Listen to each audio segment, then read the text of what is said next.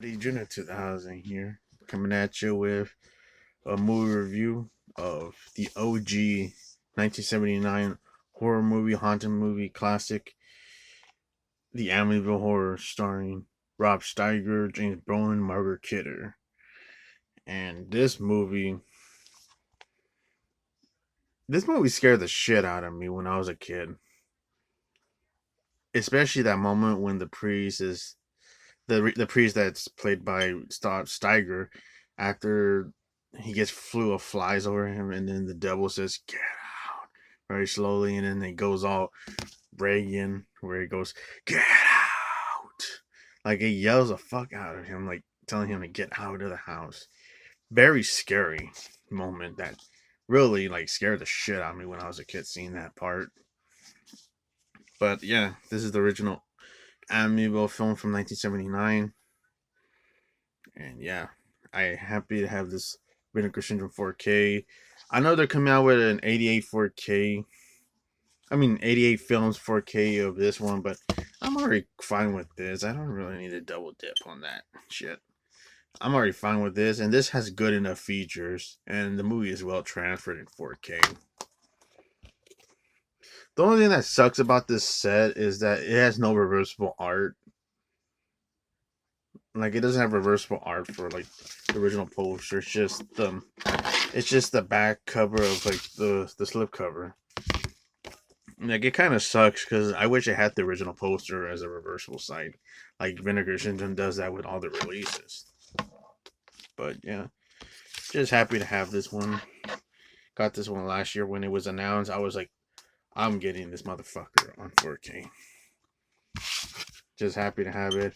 And I like the slip cover. I'm not a really huge slip cover because I don't give a shit. But it does have a nice slip cover to it.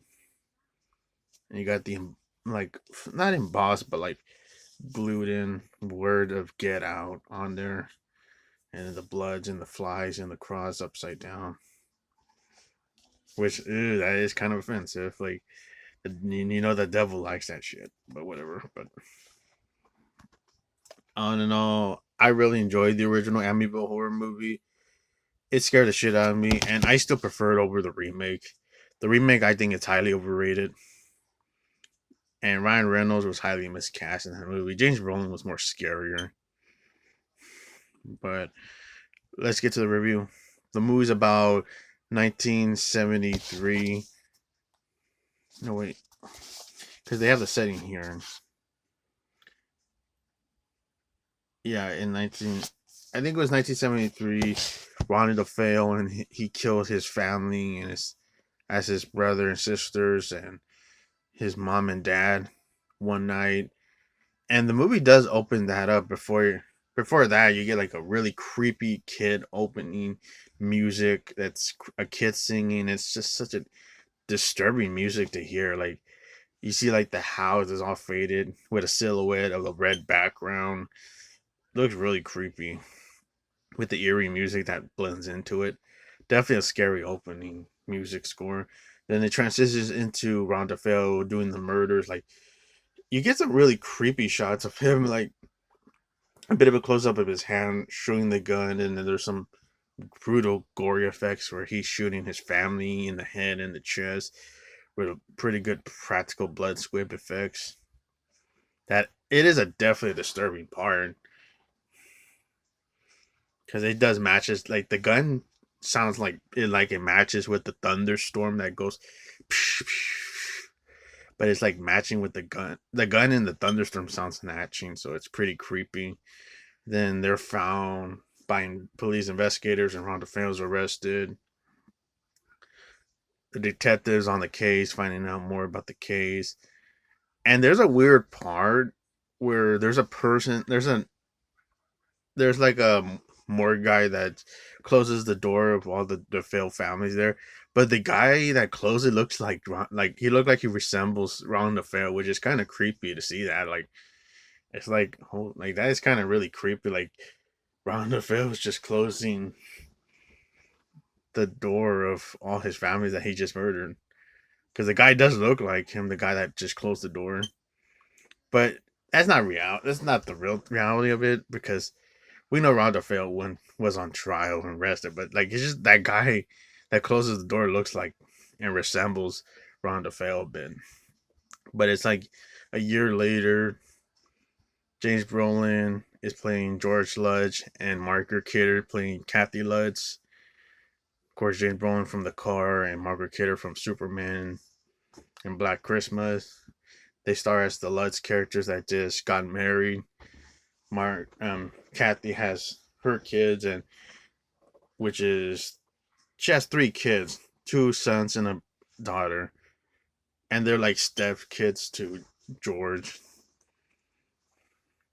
They just got they're getting revenue about the house by the realtor telling them about how nice his house is, and then you get like really creepy backstory parts where you kind of see like Rondo Fail murdering each of his families in really slow and disturbing ways, where it has like the music going all dark. And there is one part that really fucking freaked me out. Is when they're getting upstairs and then the movie just fucking looked like it froze. Like that looks scary because it looked like the movie froze. Like it looked like holy shit, did the movie just freeze? Like that was such a scary part of the movie. Like holy crap. And then of course they're getting to explain about the house. And then they decided to accept the house. And then when the realtor lady's trying to fix the resume like receipt and stuff, she gets freaked out by a couple wind parts that moves her papers, and it's really creepy. And she just gets the fuck out of there. Like fuck this shit.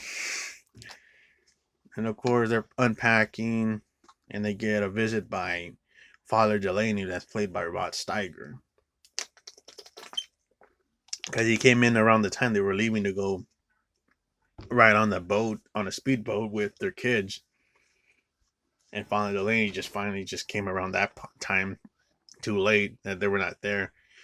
So he's like trying to find them until he starts hearing children laughing, and it's pretty much the devil making little mimic laughs in the room, and it's the room that the daughter would be fighting the character Jody in that room. Of course, he sees them outside and tries to open it, but can't. The doors are locked. The windows are locked, and then the door closes.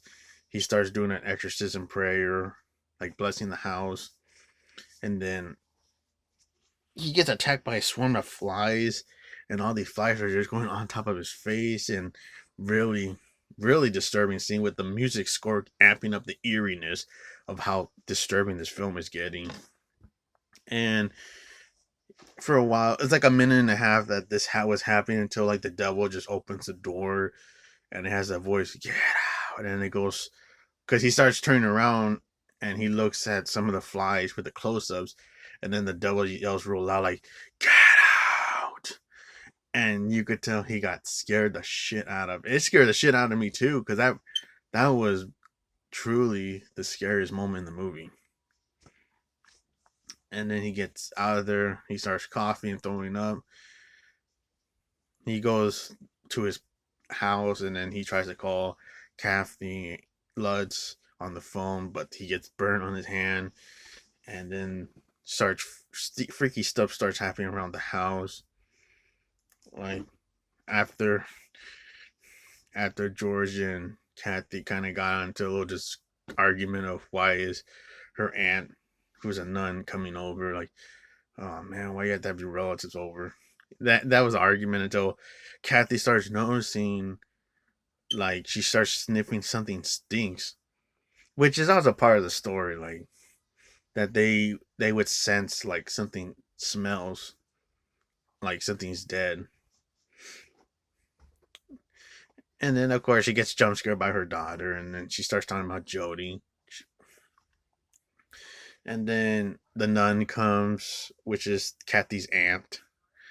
And then they start noticing the toilet is getting plunged with this black slimy shit or something, which is like it's like all this it's like this black slime of shit like bubbling around that's clogging the toilet. And then George goes see the other toilet and he flushes and boom, fucking toilet flushes with that black, slimy, smelly shit thing. And he yells, Kathy. It's like, damn, you could tell he's like, fuck. The toilet is plunged. And of course, the two kids are little brats. They're like, I don't want to talk about the aunt. And of course, she has to like pinch one of them in the face. And then they are going outside to play. And then she noticed something bad and present about the house when the chandeliers are moving. And then she gets sick and gets out of the house and doesn't want to stay and vomits. And of course, they still live in the house until like more freaky stuff happens. Kathy has a nightmare and she wakes up screaming around 3:15 in the a.m., which is the time that Ron DeFeo killed his family. Even George gets up around that time, wakes up too. And of course, Ross Steiger's trying to convince the other priests to like tell him, hey, we need to get them out of the house. Until like the other priests don't give a shit. Of course, one of the ones that doesn't give a shit is Murray Hamilton, who is he's one of the priests that's in the movie, but he's the asshole mayor that's in the Jaws, that jackass character, that the one that's responsible for all that shit that's happening to people that's dying on the beach. That that guy does a pretty good job playing a scumbag character. But yeah, they don't believe him. They're a bunch of fucking idiots. And I feel for Father Delaney, like, damn, these fucking jackasses don't even believe him. They think he's full of shit. But he is telling the truth. And then one leads to another. Oh, he has like a car accident where the steering wheel starts freaking out and they get into a crash in like a Tommy Boy style, where the hood comes on and starts blocking their view of driving, and then they crash, and then he starts seeing a fly that's there, like, oh shit, the devil's there. That caused that thing to happen. And then you get like a wedding ceremony for Kathy's brother, Jimmy. And he notices his money's missing, that he has to pay for the caterer. And yeah. And we know who took it. The devil took the money. The devil took the money. And it's like a weird thing that they don't even know where it is. They keep trying to find it. Even though, like, Jimmy, when he kind of, like, they're about to leave and he kind of stops for a second thinking that he sees something, but he doesn't. And then the camera goes, like, scrolling to, like, to zoom in. And you're thinking you're going to see something, but no. I think he probably just feels like a presence in the house. That's why. He has that weird stop moment. And then, of course, the daughter is being babysit with a teenage girl, and then the daughter's being a little brat to the teenager. I want to play with Jody. And then, of course, the teenager's like trying to get close for her to change into her pajamas until the door closes, and then she's like knocking, telling the little girl to open the door, and there's like no lock to it. Like, this is a scene that I would say, yeah, you could be freaking out because the room does get more darker in this room than what Cunningham gets stuck in the closet room in Halloween Ends. But yeah, it is a pretty creepy part. And like when the lights are turning off, like, holy shit, Pazuzu's there. That's fucking scary. And of course, she is trapped in the dark because the girl's not doing anything because she is listening with Jody, who's the one that closed the door and locked it. And one leads to another. They open it and then they yell at the little girl, "Why didn't you open the door?" Because Jody didn't let me. And you could tell George is getting his anger out, where he yells at the kid, "Why didn't you time? Didn't I tell you to go to bed? You don't get out of here. Your kids here need some goddamn discipline." Jody doesn't like George. And then he starts looking for the money, and he only sees like a piece of like the holder of the money. George is getting all upset, getting all rampage, even towards his friend that meets with him. One of the kids get their hands caught through a window, and more freaky shit. Kathy dreams about waking up and seeing George killing her daughter, and also killing her in the head with the axe. And yeah, a lot of freaky stuff happens. George is downstairs hearing like marching bands stomps in the living room. He gets cut by a dragon statue mouth. And then there's other stuff that happens. Father Delaney gets blinded from after a strong prayer, and then gets blinded from the devil. And then George wakes up all angry, he slaps Kathy, and yeah, you could tell he is just changing a lot. George wants to find more details of what's going on. And there's this freaky part that is kind of eerie. Is where after she is trying to contact Father Delaney and she doesn't get through, she only hears him for like 5 seconds because the devil keeps fucking up their connection, not trying to have them contact to each other. And there's this eerie part where she feels a presence and then somebody starts knocking at the door. And it's like this weird, strange guy that is like, he's supposed to be like some sort of neighbor, and he's like, "Oh, hello. A lot of people will say you are welcome to the neighborhood. I hope it's not, I hope you don't mind, like bringing beer to share and stuff." And the guy looks eerie. Like he keeps like, he looks like an eerie like he looks like a stranger person that I would not let in the house. Like you could tell Kathy is kind of scared of this guy. But of course, she goes and sees the phone and nobody doesn't answer the phone. And then she goes back and then she sees the guy's gone. And there's that illusion that you don't know who this guy is. He might be a Dominion. He might be an evil force person that was a ghost. Or even the ghost of Ronald DeFeo's dad. Like, that could be the possibility. Like, it's probably Ronald DeFeo's dad as a ghost talking to Kathy Lutz. But in the novel, it was actually a kid. It was actually a kid that knocked at the door, not a guy. So that was like the bit difference that was in the novel. Because it was actually a kid that was like knocking and wanted to play with one of the kids, wanted to come over to play with one of the kids, like one of her kids. And then he disappears like how the old guy left in the movie. So like that's the difference that they changed from the novel. Where it's actually a creepy, it looks like a creepy dude that it looked like a ham. What the heck? What do you call those homeless people? Not homeless people, but no, it's that. What is the? I forgot.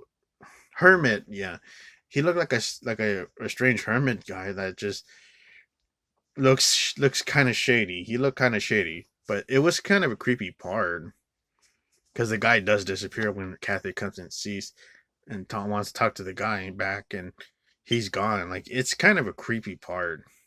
You either don't know if he's like a spirit or he's either the ghost of Ronald DeFeo's dad. Like that would be a creepy part, but yeah, that part was creepy. And then of course you get to another creepy part where Kathy's with her daughter. Then she talks about Jody, and then she sees Jody. That's these two little lights that are flickering. Of course, they have the low lights on the cover, which is a creepy ass scene.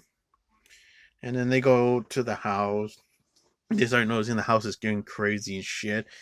And then it's just getting bad. And then she starts noticing the news article about the house, and then seeing that Ronda might be George. And then on and on, she gets home trying to calm down George after he almost killed his family. And he snaps out of his possession, and they decide to get the fuck out of there. They get out of there. And of course, I know that like he could have gone out and they could have left the dog, but you know what? At least it was actually a point of it to save the dog. Even though they could have grabbed the dog with them as soon as they were leaving, but it's just keep more time of the story to keep going and on and on. He does save the dog, and it is a scary scene where he's like by himself now, and he goes in to find the dog until he goes to the basement and falls into the black gooey shit that's in the basement that they found early in the movie, which they did broke through that wall, and it's a wall of hell. It's the well to hell, and Harry helps him out, getting him out of that black as shit. And Harry and George get out of there safe and sound, and they reunite with the family in the van, and they drive the fuck out of there from that devil house. And they even have the text part where the Kathy and George Lutz never reclaim or their stuff or their personal belongings, and today they live in a different state. And then the movie has like a thunderstorm and boom, boom. That's what ends the movie. You have the creepy kid music playing in the background with the end credits rolling. And yeah, this movie is really good. I really enjoyed the original Amityville horror movie. I still prefer this over the remake. I thought the actors were pretty good in their performance. The movie was a good slow burn. This movie scared the shit out of me as a kid, and still to this day, it does have some moments where I do feel scared of watching this at night because I would say, out of all the movies that people said that they got scared the fuck out in their life, this movie really scared the hell out of me. But I was still invested in watching it, and yeah, it was such a creepy movie. The first time seeing this one was on the Good Times VHS, which was a double feature with Amityville 2: The Possession, and then watching it on DVD for the NGM DVD that had some special features, but this one has some new special features, and on and on. I'm happy that this one got a really good release. Hopefully, Vinegar Syndrome can do a 4K of Amityville 2: The Possession. That'll be a perfect one to just buy because I was happy this one got announced from their website, like releasing a really great title. But yeah, this is the original OG haunted house movie, Amityville Horror from 1979. Great haunted house horror film. Yeah, that's the movie, folks. Hit the like, subscribe, and take care, folks. Bye bye.